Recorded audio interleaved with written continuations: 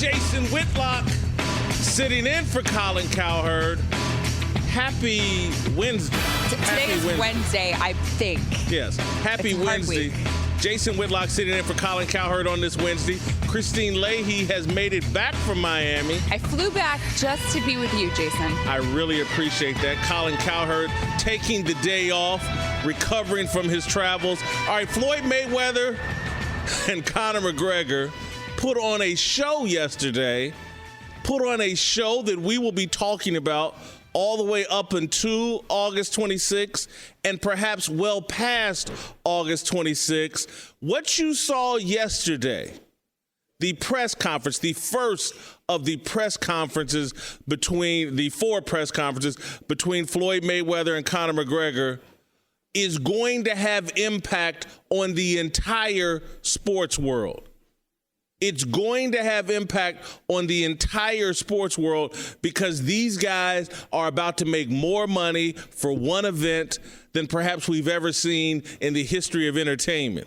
And that will have impact. The tone that they are setting will have impact. This will not be contained to just boxing and MMA and combat sports. We're in this era where athletes are hyper concerned about their brands and marketing and the individuality. This will impact team sports. So first, let me just give you a taste of Floyd and Conor yesterday so we're all on the same page and you know what I'm talking about. He's in a tracksuit. He can't even afford a suit anymore.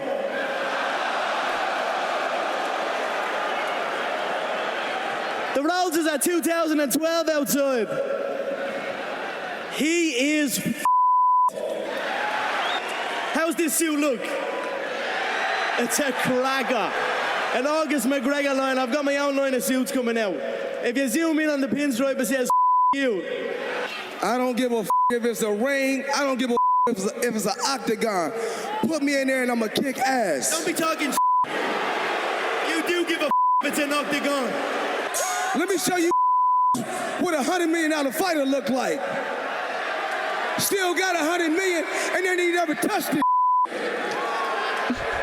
That's an tax man. You right. I'm the IRS and I'm gonna tax your ass. I'm not gonna do. As far as the fight, he will be unconscious inside 4 rounds. The movement, the power, the ferociousness. He's not experienced this. Let me tell you what this is. This is a rap battle. Seriously, you remember when rap started, it was about rap battles. Yes. And dissing each other and two guys on the stage and who could rap better. This is a rap battle. This is hip hop taking over the sports world. It's like Papa Doc and Eminem, Yes. right? And 8 yes. Mile. Yeah, 8 Mile. And this will have impact on the rest of the sports world. Athletes from the NBA to the NFL to Major League Baseball to whatever, but particularly the NFL and the NBA will be watching this, we'll be talking about this, we'll be talking about the amount of money that this fight is going to generate. You have NFL athletes, oh, we can't celebrate. And this is what fans want to see. They're going to use Mayweather-McGregor to argue this is what fans want. They want what Dana White called an S show, because that's what this is going to be.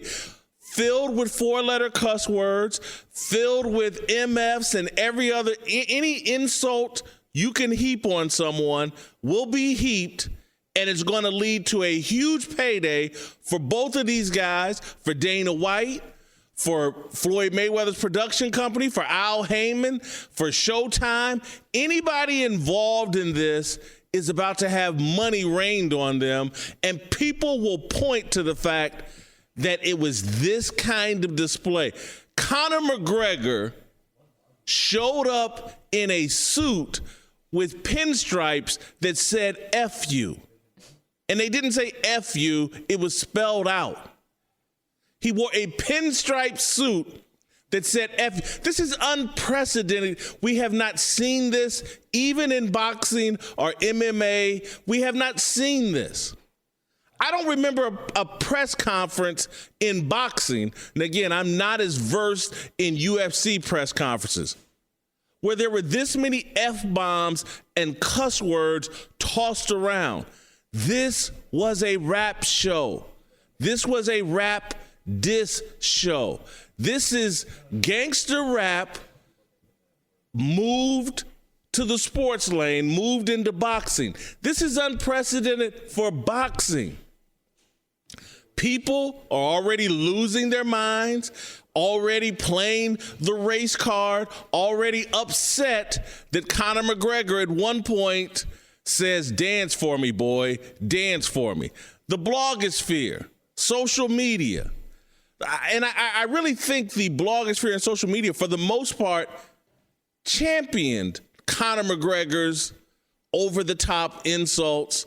They kind of championed this whole circus atmosphere. But there are some who are going to argue, and I've seen it already from the Sean King guy in the New York Daily News, that, oh, what an incredible bigot Conor McGregor is. I believe I've seen it in the blogosphere. Conor McGregor went too far. I'm in no way trying to defend or cape up for Conor McGregor, because, again, I'm on record. I think he's going to get smoked by Floyd. I think he's going to get knocked out in 5 rounds.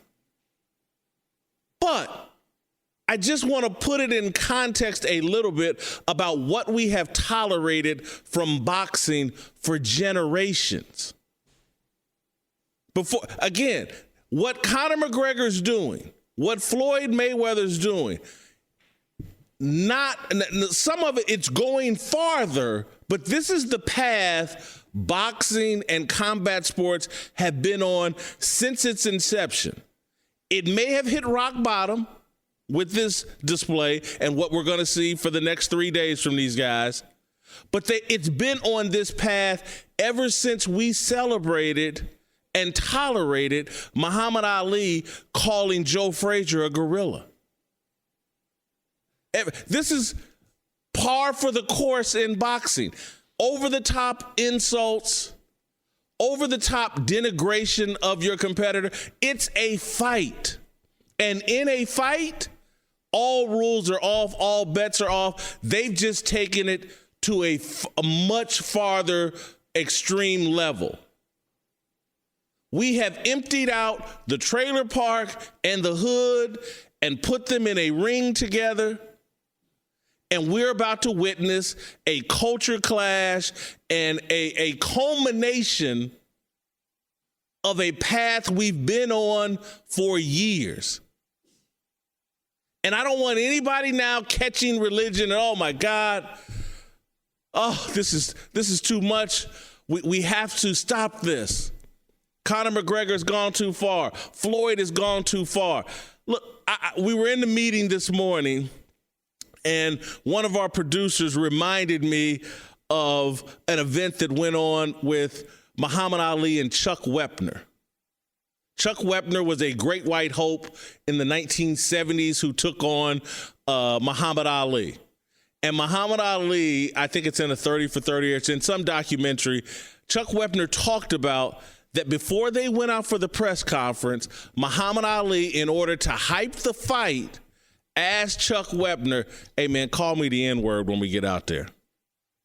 Call me the N-word. Let's take this thing over the top." And Chuck Wepner's like, "Nah, man, I ain't doing it. I'm not doing it." So when they got out to the press conference, Muhammad Ali said, "Man, you know what this dude called me backstage. He won't say it now, but he called me the N-word." That's boxing. Boxing is there are no rules to the promotion of boxing. This is a desperation sport, participated by the people that come from desperate situations. Conor McGregor was on welfare a few years ago. Floyd Mayweather, raised by Floyd Sr., I don't think he was poor, but he definitely comes from the boxing tradition because of his father. There are no rules to the promotion of this fight. And so I'm warning people and telling people, those of you that want to catch religion and, this is too much, this is too far. Make sure you understand the history of combat sports, the history of the boxers we have celebrated, the things that have gone on in boxing and the promotion of boxing for generations. There are no rules to this. So let's not all get offended because Floyd and Conor aren't going to play by any rules. They are going to do, if they had to get naked on stage and call each other names for the next 24 hours in order to make an additional $50 million, these guys would do it. And we would have no right to complain.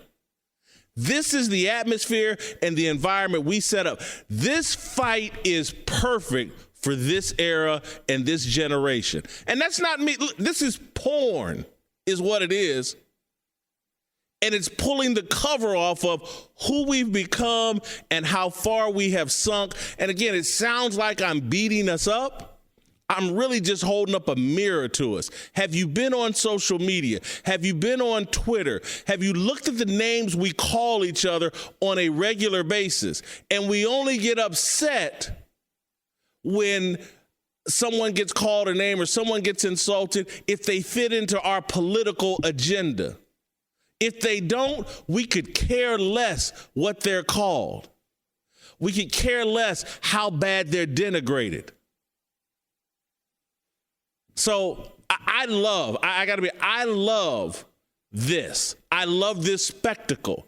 I'm glad that we're going to be dealing with this spectacle for the entire summer because it's going to reveal the truth about all of us and reveal the hypocrisy of many of the people that do all the PC complaining.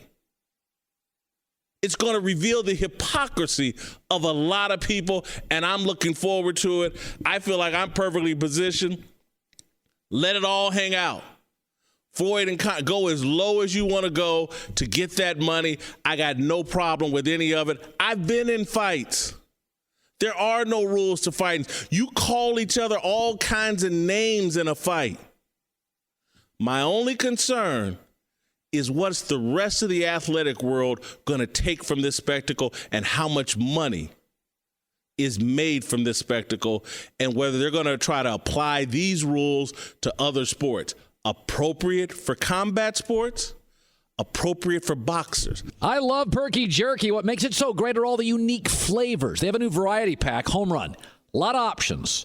Listen, life gets boring fast. Try a different flavor. Every game special offer, 40% off all multi-packs. The best tasting jerky on earth, guaranteed. All right, welcome back to The Herd. I'm Jason Whitlock sitting in for Colin Cowherd on this wonderful Wednesday afternoon, the day after Floyd Mayweather and Conor McGregor put on a press conference that we hadn't quite seen before, unless you've seen some of the great New York rap battles from the 1980s. I don't think we've seen anything like that. I think there was more cussing involved in that press conference than I've ever, maybe since, maybe Donald Trump has a press conference like that, but I don't even think he cusses. All right, I got my friend Chris Kid Reed, Kid from Kid and Play. Do I know what I'm doing here? Kid from Kid and Play. Welcome to The Herd. What's up, Whit? What's going on? Did you watch that? I need an expert opinion on Conor Floyd. I need a rap opinion. I haven't seen anything like that since the rap battles. You know what? I think there were definitely elements of the rap battle present. I mean, but that posturing, that face to face. I do agree. It got raunchier than most press conferences I'd ever seen. So it definitely had that flavor. I mean, if you go back to traditional rap battles, even rap battles they have up to today for thousands of dollars, or the way Eminem used to get down in 8 Mile. So it definitely had that flavor. Definitely. What do you think of my position that rappers and boxers are the only people that have true freedom of expression? You can say anything as a rapper. No one cares. Eminem talks about rape Dr. Dre talks about killing. You can do anything as a rapper, and everyone just, that's just rap. Boxing, same thing. Mike Tyson, I think, threatened to rape Lennox Lewis at one point. Said he was going to eat his children. Ate somebody's children, right? Rappers and boxers, y'all the only people that get to say whatever the hell you want. Well, you know what? I think it all falls under the umbrella and the tent of in terms of hip hop. We've had this discussion many times over the years. This is art.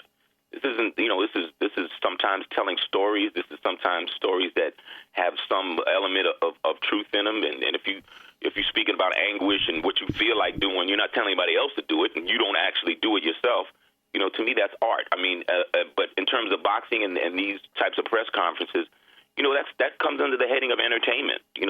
These guys are obviously trying to set some kind of record in terms of pay-per-view. So they're exploiting every angle. It's the press tour.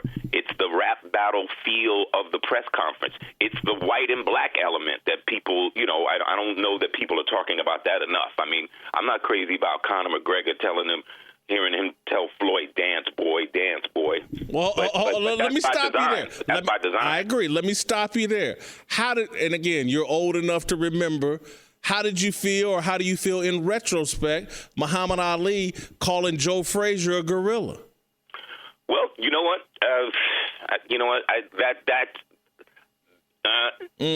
Muhammad Ali kind of gets Muhammad Ali gets a pass, man. Muhammad Ali gets a pass. He gets a pass. Yeah, Muhammad Ali gets a pass. You ever don't act like there's never been those situations where you feel a certain way the whole time, and then as it applies to this one particular person, it don't apply. Like back in the days, Diddy would have all these great parties, and he would tell you, look, dress sharp, suits. I don't care. You got to be dressed to the nines. This is on the flyer. This is on the invite. And at the bottom it would say, except Russell Simmons. Okay, you know what I'm saying? Like he can do what he wants to do. So Muhammad Ali is my Russell Simmons. So, but they definitely take it to another level. This was the press conference on steroids, chronic, and Molly, and meth. All right, what do you think of my contention that rap and what we're seeing from Conor and Floyd? It's basically just porn. It is. You call rap art, and a lot of rap is art. But there's a lot that's really popular that's really just porn. Well, first of all, you and I have been Ali Frazier on these topics for a long time. Okay? Yeah, I'm Ali. You're Frazier. Go ahead. You think hip hop causes bunions and gout and lung cancer and everything. You put a lot of things on hip hop's plate. You're right. Look, it's a matter of taste. You know what I mean? And look, being a member of Kid and Play, we would hardly qualify on the hardcore rap tip. We weren't more of a rap battle group. We were more of a dance battle group, that type of thing, that type of competition. So I don't know. It's going to be very, very interesting to see how it moves forward. I do agree that in what you were saying, in that it's definitely going to move. It's going to move the parameters of what's acceptable, and I don't think we know exactly where it's going to end. Who knows what's going to happen today? I mean, it could get even worse. Thank you, Chris. That's what's up, buddy. All right, that's Chris Reed. Despite the tension between us, we've been friends for more than 20 years, and we argue a lot about rap music and a lot about popular culture, particularly as it relates to black people. Again, I'm concerned, and we're going to be joined by Floyd Mayweather Sr. here in the next segment. I'm concerned about where this is all going to lead and what impact it's going to have on the rest of the sports world. These guys are about to make a lot of money, more money than we've seen athletes make at one setting, at one time, ever. And I think it's going to send messages and reverberate throughout the entire sports world. And I'm worried about football and basketball players and other athletes trying to apply what these guys are doing to their sport. This is the Herd Podcast. We've started today's show talking about Floyd Mayweather and Conor McGregor. Their press tour started here in Los Angeles yesterday. going to take your phone calls at 877-757-4373. 877-757-4373. We've been talking about, was that appropriate, and will this be appropriate? What we're going to see leading up to August 26th in this clash. I'm saying it's perfectly appropriate and in context for boxing and for where we're at right now in America in terms of discourse and the level of respect we have for each other. I think it's perfectly appropriate. Mike in Las Vegas, welcome to the Herd. How you doing? Fan of the show. I just wanted to say, that kind of interview stuff, that went on in the wrestling days 50 years ago. Waldo Von Erich with Ernie Ladd, and they said everything under the sun. And I used to, you'd see it, especially when it was more localized, localized wrestling things. But I saw it in Buffalo, and I've watched it for years. But it was the same kind of crazy interviews, and it seems like they started it, and it's just carrying on to every sport now, especially this interview yesterday. I just wanted to bring that up, that it's been going on for a long time in wrestling, and it was as racist and everything in the early years. It's disturbingly racist in the early years, but it went on, and it's been going on since that's in the late '60s and '70s. If you could pull it up on old YouTubes, but I just wanted to bring that across because you've had such an interesting discussion about this, and I appreciate the show. Thank you, Mike. Appreciate the phone call. Listen, not only did it go on in the 50s and 60s, but again, boxing has been built on the back of racial animus. That element from the very beginning of boxing, when you understand the history, particularly of the heavyweight division, you can go all the way back. Gentleman Jim Jeffries, Gene Tunney, why am I forgetting? Jack Johnson. You can go all the way back. The racial component, and particularly, again, like Dana White said, the Irish versus the African-American fighter, long history of this, and the disrespect and the personal shots taken, the disrespectful shots taken, a long history of that, and you're not going to get rid of it. And so now everybody, because Conor McGregor's doing it and doing it in a very bold, unashamed fashion, let's don't all catch religion and act like, this is crazy, I can't believe it. Again, we've seen it from boxing and boxers our entire lives. James in Kansas City, welcome to the Herd. Oh, man, I sure want to thank you for taking my call this morning, Hiplock. I'm telling you, man, I appreciate your topic on this thing, man, but first of all, man, that whole "how about dance for me, boy"? Yeah, I got a phrase for you for that. Yeah, that's just called the Trump effect. Don't even trip on it, baby. It's just a Trump effect. You understand what I'm saying? Now, you one of them dudes that like to keep it real, and I'm gonna keep it 100 with you. I'm gonna keep it player to player, pimp to pimp with you. What? Ali Frazier. Now let's just keep it 100. Are you trying to say that Joe Frazier didn't look like a gorilla? Are you saying he didn't look like a gorilla? I mean, wait, didn't nobody argue with him? Even Howard Cosell said. He did not look like a gorilla. Even Howard Cosell said, yes, Ali, he does look like a gorilla, I have to admit. And you said a bit thinking Floyd tripping on it. You think Floyd, you just got done interviewing Floyd's daddy. You think Floyd's friends ain't crack jokes about his daddy to Floyd that got him more upset than that? There may be some truth there. But I mean, how you gonna go from looking like a cross between Stevie Wonder and Jerry Rice with dreads to Uncle Remus?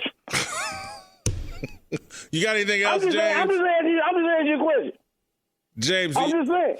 Let me say this, man. You said you've been tripping on this. Let me tell you this. Before this is all over, Conor McGregor gonna make Floyd Mayweather say "Goonie Google."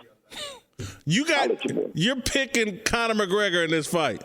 You damn right I'm picking Conor McGregor. And if you ain't picking Conor McGregor, it's a trick to it. Floyd is going to beat this man's ass and it'll be over in 5. Can't believe you said that, James. Thank you for the phone call. Christine, you look shocked. Where did that come from? James in Kansas City. He really said he was going to keep it player to player with you?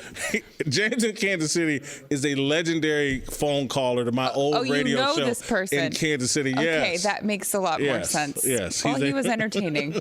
He's very entertaining. Joel in Delaware, welcome to the Herd. Hello. What's going on? What's up, Joel? You're on the radio. Go. Yeah, I don't think Mayweather's going to lose that fight. He's got too much to offer. He has all the skills, all the talents that he needs to be successful. Thank you, Joel. Thank you. Falah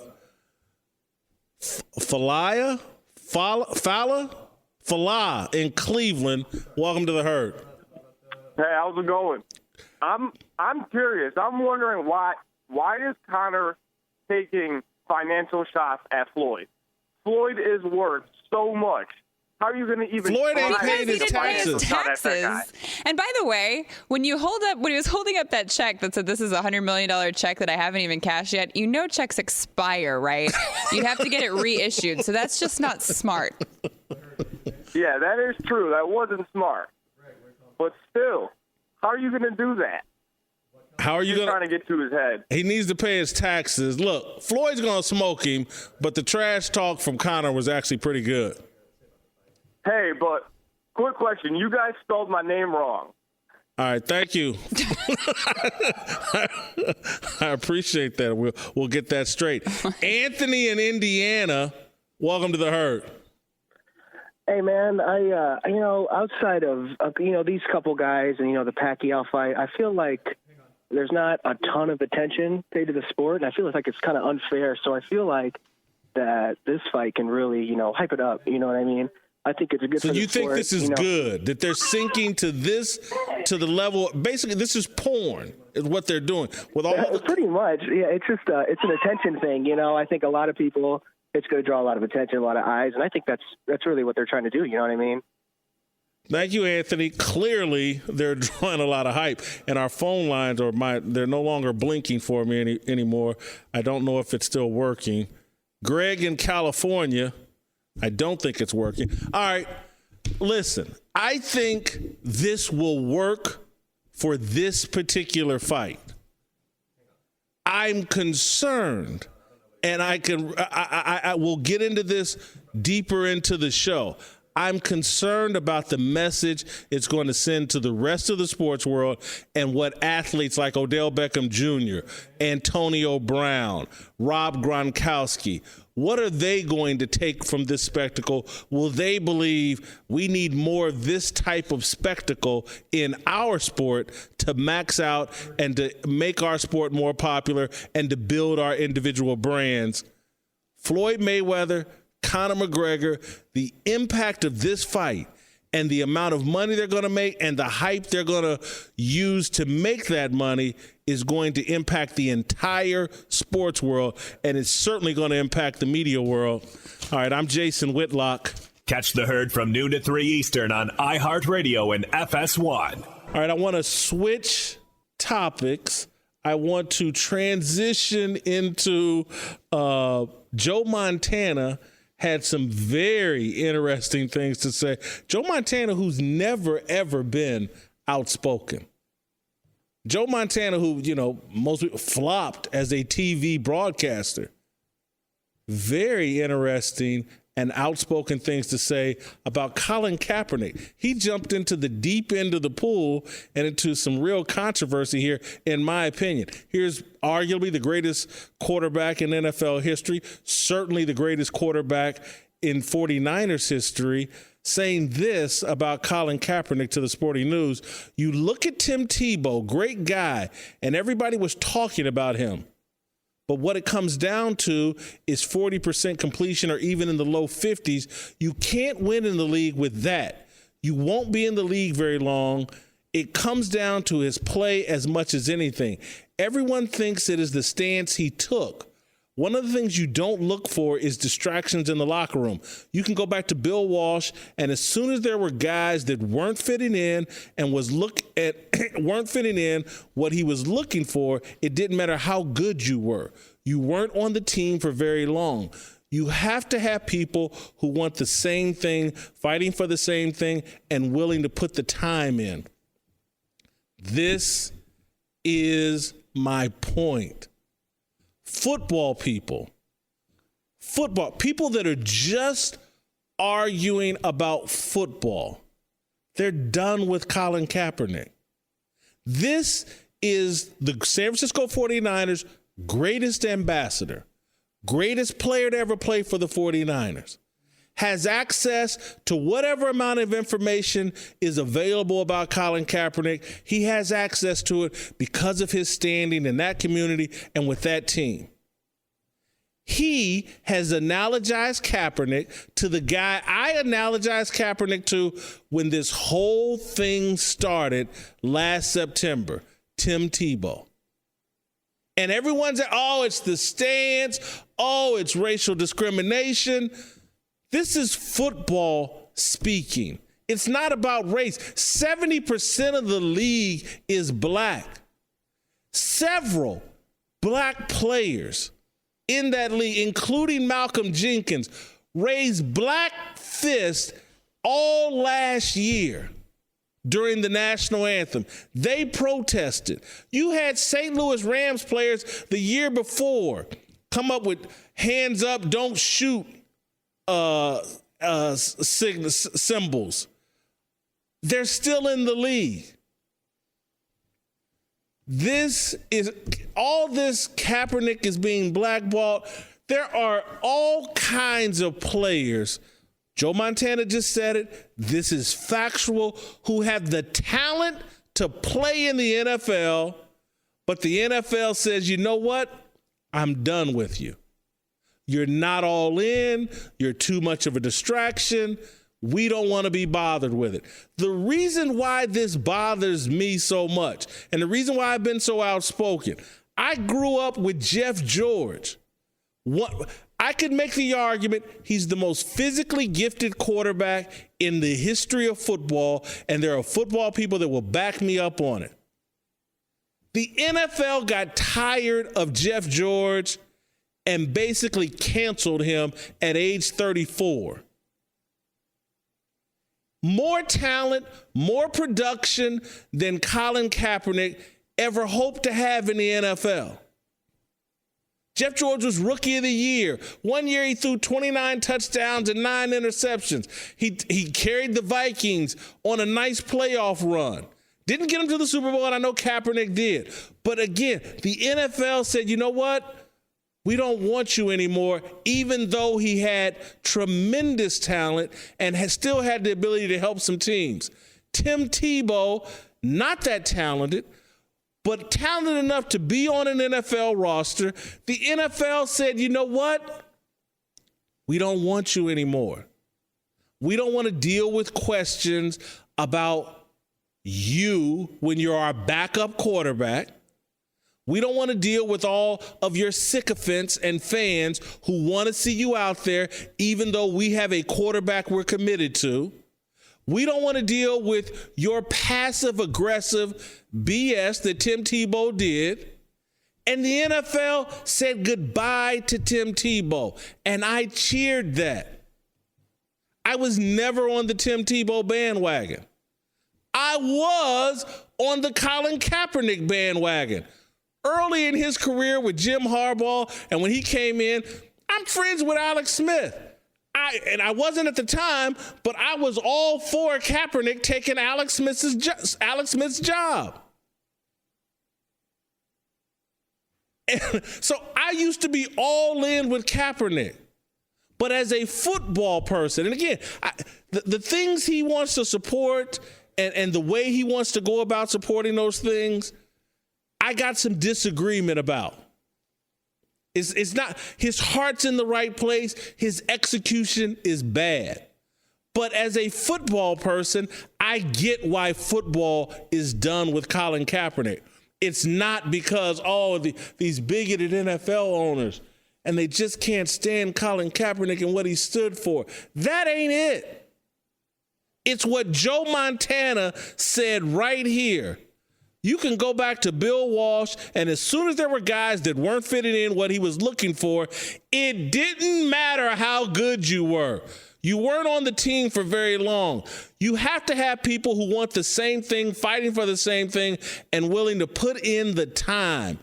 And what he's basically saying, particularly at the quarterback position, you want people who are all in on football. Listen to what Bill O'Brien said about Tom Brady.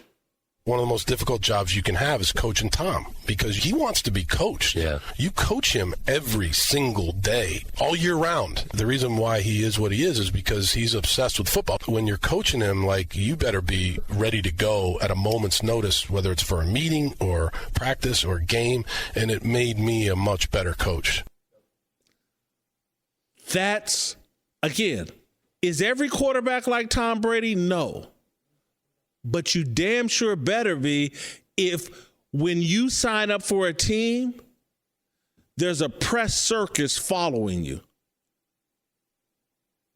If you're going to be that big of a headache and the baggage of having you includes a bunch of questions from the press that don't have a damn thing to do with football, you better be Tom Brady. You better be all in on football. You better be obsessive about the game and prepared better than any other player.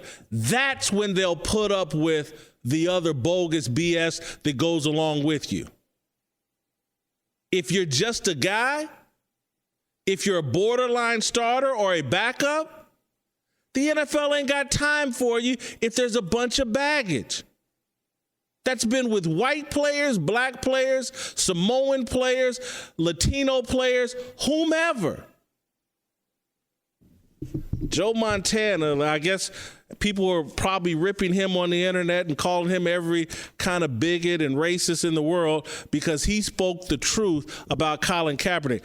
I know Joe Montana. He ain't got no problem with black people. None at all. All 3 hours of The Herd are always streaming on the Herd channel on the iHeartRadio app. Mark Schlereth, Super Bowl champion, former Denver Bronco, Washington Redskin, joining us here in the Herd. I don't know what happened. I had to go hunt you down. I just assumed you would be on the show today. And I get in here. Well, where's Schlereth? Where's Schlereth? I like the way. By the way, you guys have Colin's seat up here so we can talk down on you, right? I mean, just like lord over you, I'm Colin Cowherd. And then you can turn around and see But me. you could probably tell that I was getting my swole on. That's why you guys couldn't find me. I can tell that. You were working out? Yeah, I was working out. You'll be an inspiration to me. Listen, you're going to come to love Cowherd, but he does have a big ego. Yeah, he does like his throne. Trust me, I know him well. King Cowherd is what we like to call him. Hey, listen, Joe Montana, who rarely says anything that provocative, he just dove headfirst into the deep end of the pool, comparing Colin Kaepernick to Tim Tebow, which I think is a legitimate analogy. Tebow played in Denver. I think Elway reached the conclusion that not good enough for all the attention and the headache, and we, had an opportunity to get Peyton Manning. But what do you think of Joe Montana's Tebow Kaepernick analogy? I think it's very apropos. I think that Joe Montana is right on, and here's the issue, and I know there are a lot of Tebow zealots out there that I'm going to tweet me all over the place and be angry with me, but the truth of the matter is that the offense that you have to run to have success with a Tebow or with a Colin Kaepernick or with an RG3 is an offense that's unsustainable in the National Football League. It just is. It is a gimmick college Chip Kelly offense that's not sustainable in the National Football League. Bottom line. And so if you're going to bring that guy on your team, you're going to have to take 22 other guys or 11 guys on offense and 11 guys on defense, and you're going to have to completely have two separate offenses for your backup quarterback who you are on penitent knee hoping never has to play. So why do I want to bring that guy into my system and have two entirely separate offenses to make him a backup? Because when you start to look at Colin Kaepernick or RG3 or any of these guys that try to transition them from what Jim Harbaugh was doing when Colin Kaepernick went to the Super Bowl with the San Francisco 49ers and try to transition him to a legitimate drop-back quarterback, they don't have the skill set. They don't have the requisite skill set to play in that system. They don't have the accuracy. Colin Kaepernick has a really long arm action, which allows defensive backs to jump balls. That's the issue. So you're talking about, do I want to bring in for lack of a better term, a sideshow?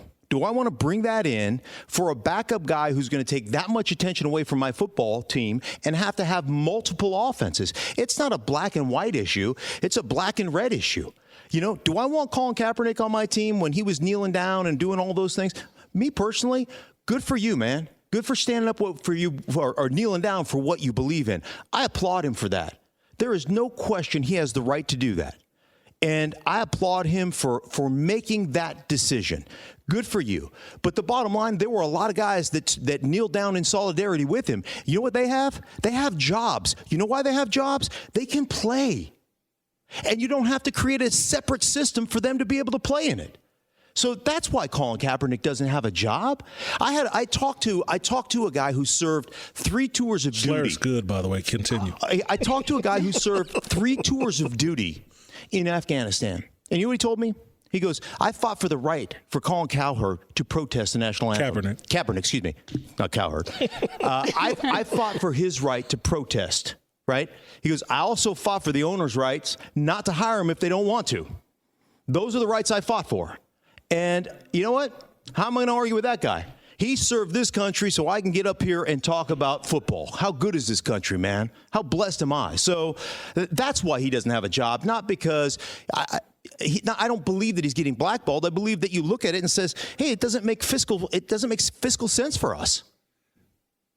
There's several questions I want to ask you coming off that. I want to stay on Kaepernick. It's not just you have to change your offense, but I think from that position, the quarterback position, and the money you invest in a quarterback, sure, a team has the right to say, you know what, at this position, I want guys who are all in on football. Mm-hmm. It's that goes along with the job. So even if he were a starter for one of the worst 5 teams in the league, the Jets or something like that, they have a right to say, if you're going to be our starter, we want you all in on football, and the protest and all that other stuff needs to be done in the offseason or in a way that doesn't create a distraction for the team. They have a right to ask that from that position, no? No, absolutely. As a matter of fact, you have the right to ask it from any position. Yeah. It's part of your player's contract, and if they deem it conduct detrimental to our team, because you are taking attention away from the rest of the guys, or you're creating one thing you hate to have to do when you walk into a locker room is answer a bunch of questions about things you don't want to answer a bunch of questions about. So what ends up happening to you is this kind of sacred space that is our locker room. As soon as they open it up to the media, you know what everybody does? Scurries. Go into the training room, go down to the equipment room, get into the weight room, get away from it, because I don't want to have to answer those questions. And you know what it does? It takes me out of my routine. And that's irritating. And I'm not saying, I'm not looking at Colin Kaepernick and saying, boy, you're a bad guy. I love Colin Kaepernick, man. I love the kid that he is, man. I've got to be around him a couple times. I'm a big Colin Kaepernick fan as a man. As a man, I am. As a player, I think he's very average.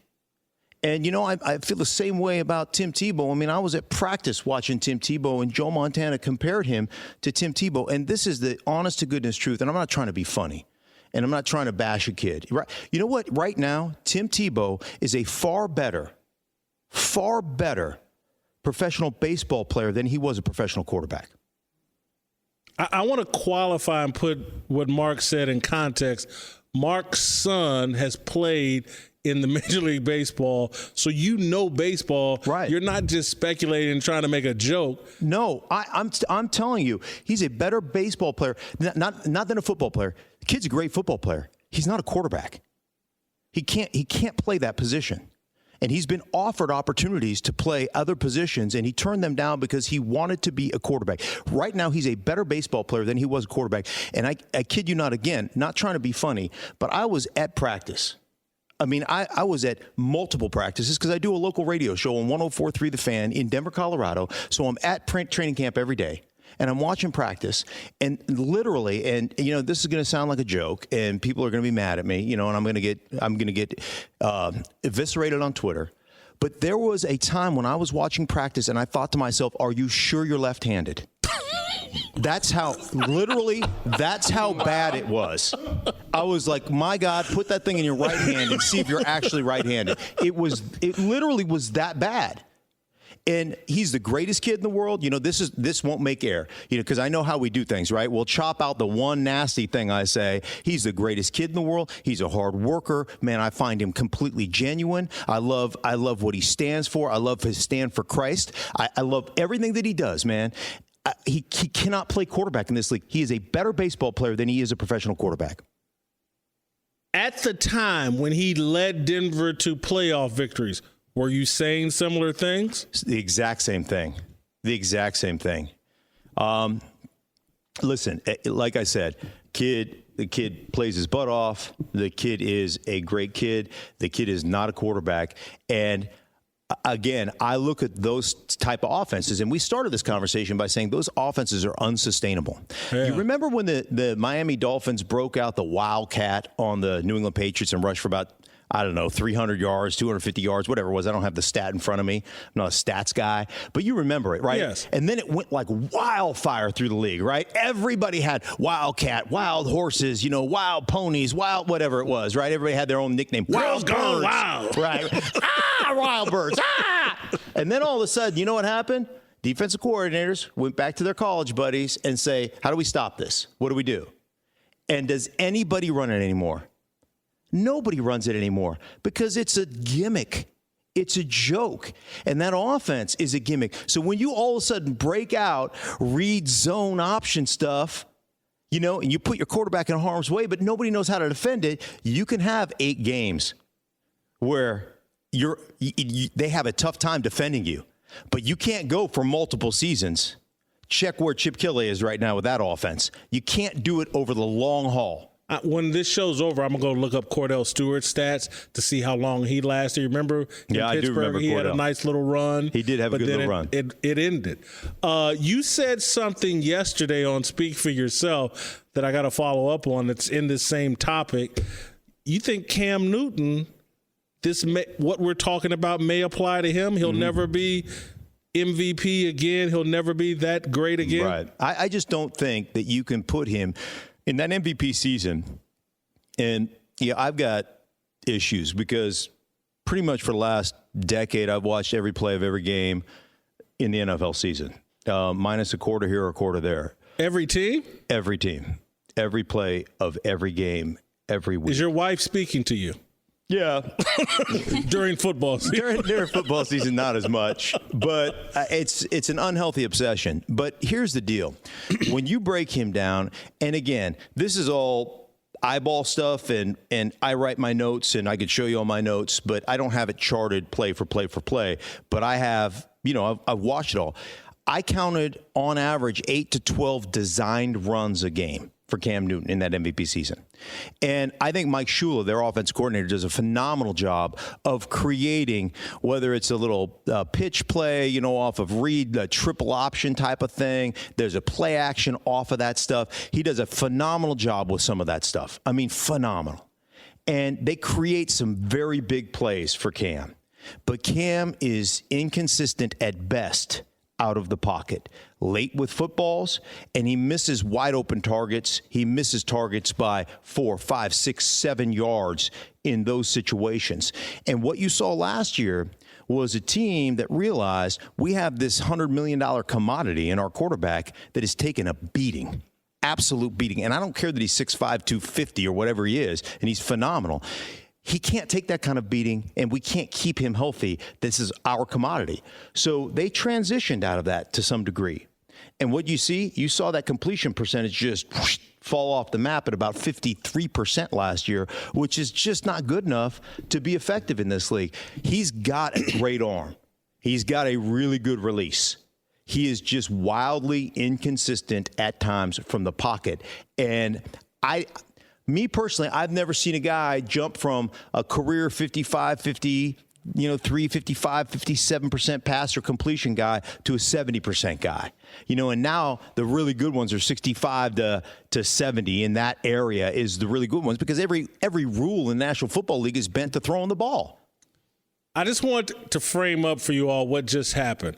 Mark Schlereth got an emergency phone call, left the gym, and came here and just gave us 13 minutes of football content that raised the bar. That was great stuff. I appreciate it, buddy. It reminds me, I think Christine can vouch for this. When I got here, I raised the look of this network. My appearance and how good I look made everyone else step up their game.